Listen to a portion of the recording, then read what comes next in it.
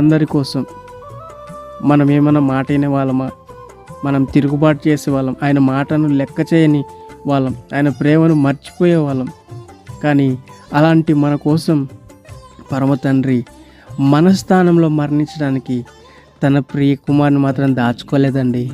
మన కోసం తన ప్రియ కుమారుని బలియాగం చేసేసాడు. సిలువలో మనందరి స్థానంలో తన ప్రియ కుమారుని నలగొట్టాడు.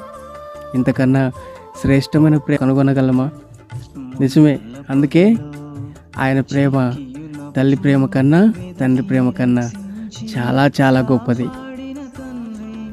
ఏ స్వార్థం చూసుకోకుండా మన కోసం తన ప్రియ కుమారుని బలియాగం చేసిన ఆ గొప్ప ప్రేమ ఎంతో విలువైనది, శ్రేష్టమైనది.